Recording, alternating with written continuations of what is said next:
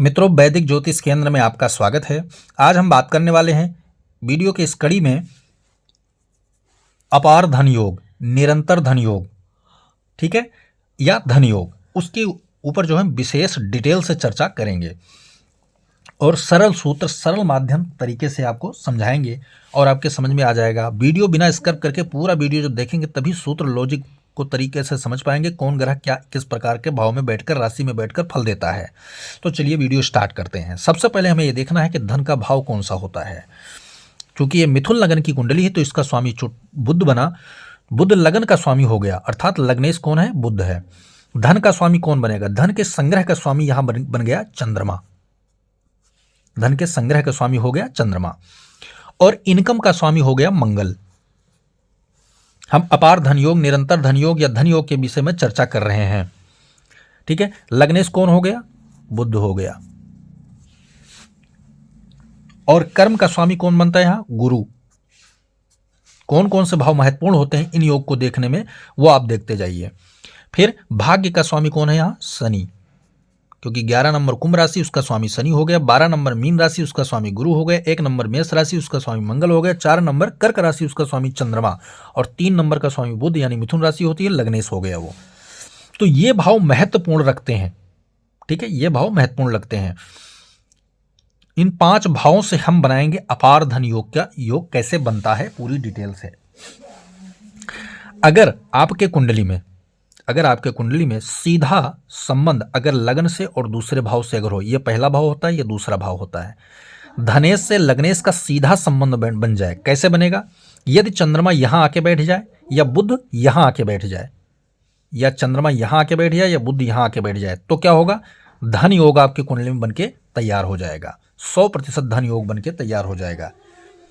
अपार धन योग की जब बात करेंगे तो अपार धन योग में केवल 2 भाव का संबंध नहीं रहेगा, इनकम का भी देखना है हमें।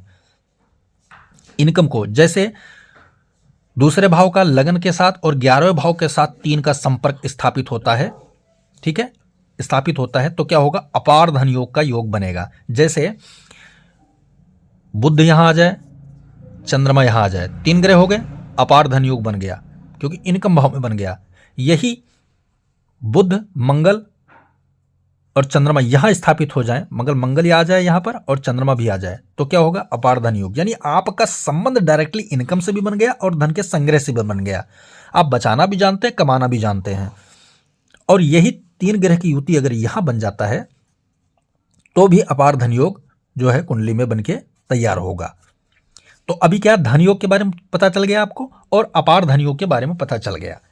अब निरंतर धन योग, ठीक है, निरंतर धन योग या बड़ा भारी मात्रा में एक झटके में करोड़पति वगैरह जो लोग बनते हैं, उनका भी हम समझाएंगे तरीके से। तो यहां पर अभी आपने धन योग और अपार धन योग के बारे में सुना, लेकिन हमें यह नहीं पता है कि कौन से सेक्टर से आएगा, कैसे आएगा और कब आएगा।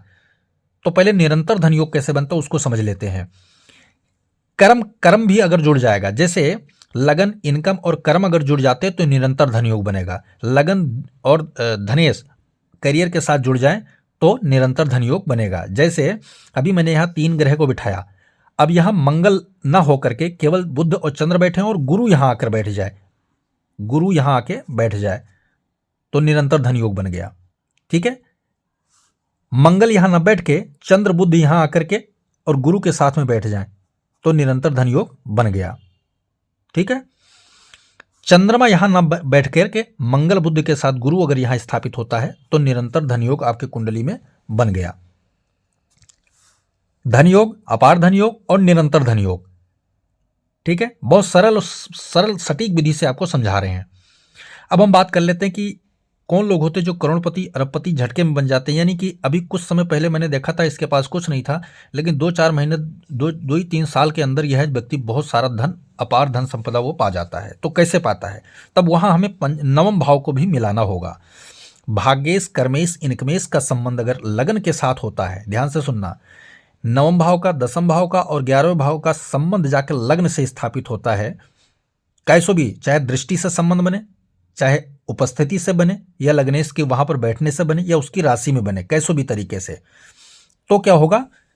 ये आपको भाग्य, क्योंकि अचानक तो तुम्हें कुछ नहीं प्राप्त, जब भाग्य साथ देता है तो व्यक्ति क्या है, अचानक बहुत बड़ा तरक्की उसके हाथ में लगता है। तो यहां पर शनि है। अब मान लिया 10वें भाव में शनि, गुरु ही है, लग्नेश कौन है, बुध आके बैठ जाए, ठीक है, इनके में इसको मन है मंगल। अगर ये 4 ग्रह स्थापित हैं तुम्हारे कौन से भाव में, इन तीनों भाव में, और ये लग्न में भी, ये 4 ग्रह अगर नवम में बैठे हैं या 10वें में बैठे हैं या निकम भाव में बैठे हैं या लग्न में बैठे हैं, तो क्या होगा, अचानक झटके में व्यक्ति क्या है, रातों रात जो है तरक्की करता चला जाता है। ठीक उसी प्रकार के क्या है, इनकम भाव को अगर साइड में कर दे तो इन चारों भाव का संबंध आपस में बनना चाहिए, कैसो भी करके बनना चाहिए।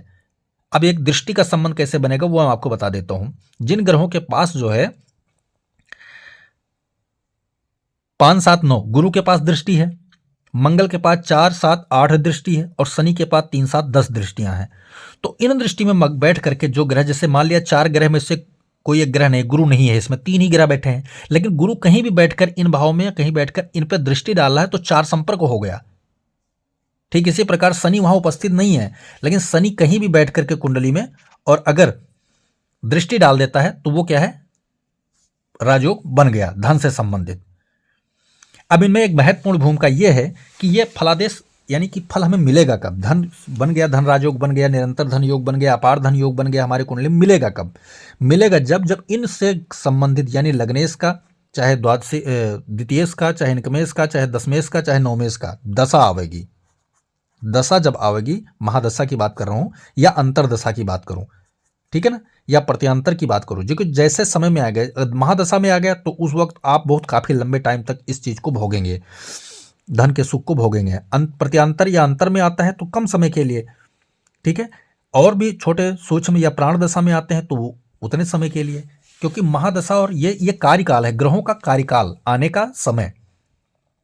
इसमें एक महत्वपूर्ण चित्र और बता देता हूं। मान लिया जाए धन से संबंधित सारे राजयोग आपके बन गए, चाहे अपार बन गया, चाहे निरंतर बन गया, धन योग बन गया, ठीक है, या तुरंत अचानक तुम्हें तरक्की का योग मिल गया, धन संपदा आने वाला हो, करोड़पति योग होती, तो उनमें ग्रहों का बल निकालना बहुत जरूरी है। कौन सा बल निकालना चाहिए, अंश बल। 0 से लेकर 6 अंश तक का अगर ग्रह तुम्हारा विद्यमान है कुंडली में तो क्या होगा, कितनों भी राजयोग बना ले वो उतना फल नहीं देगा, फल देगा लेकिन उतना तगड़ा फल नहीं देगा। ठीक उसी प्रकार के 28 अंश से लेकर के और 30 अंश के अगर बीच में ग्रह बैठे हैं तो भी वो कमजोर ही माना जाएगा कुंडली के अंदर। तो ये अवस्थाएं नहीं होनी चाहिए। ग्रह कितने अंश के कितने अंश के बीच में होने चाहिए, तो आप यहां देख सकते हैं 7 अंश से प्रारंभ होकर के और 27 अंश के तक होने चाहिए ग्रह, तभी क्या होगा, पूर्ण फलादेश देने में ग्रह सक्षम होते हैं। इसको कहते हैं अंश बल। अंश बल में ग्रह महत्वपूर्ण होना बहुत जरूरी है।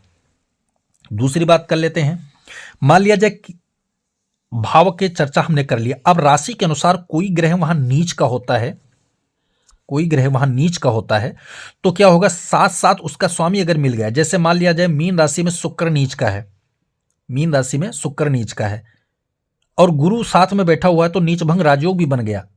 इसीलिए मैं कहता हूं जब धन अपार धन योग या निरंतर धन योग या रातों रात तरक्की का योग अगर बनता है तो उसमें क्या होता है, 2-3 राजयोग छोटे छोटे मिला करके भारी राजयोग बनता है। जैसे एक तो स्वराशि का ग्रह वैसे राजयोग बना देता है, कारक ग्रह मिल जाए तो भी राजयोग बना देता है। एक तो स्वराशि का मिल गया, कारक मिल गया, उच्च का मिल गया, 3-4 हो गए। फिर केंद्र और त्रिकोण के भाव में ही अगर ये योग मिल गया तो कहते हैं इससे 4-5 जो छोटे छोटे राजयोग हैं ग्रहों का बलाबल निकाल करके 5 मिला करके एक बड़ा राजयोग स्थिति तैयार होता है। कभी भी डायरेक्टली नहीं तैयार होगा, ये ध्यान रखना। जैसे हमने क्या यहाँ बैठाया था तो यहाँ बुध स्वराशि का है, यहाँ हमने बैठाया था यहाँ चंद्रमा स्वराशि का है, क्योंकि मंगल नीच का था तो चंद्रमा स्वराशि उसको मिल गया तो नीच भंग राजयोग भी बन गया यहाँ पर, ठीक है। चंद्रमा दूसरे घर का कारक भी होता है, तो यहाँ पर इतने बल जब मिलेंगे तभी अपार धन संपदा राजयोग कुंडली में बनता है। तो वीडियो को बिना स्किप करके आप देखेंगे तभी समझ में आएगा आपके पूरी तरह। जय श्री राम।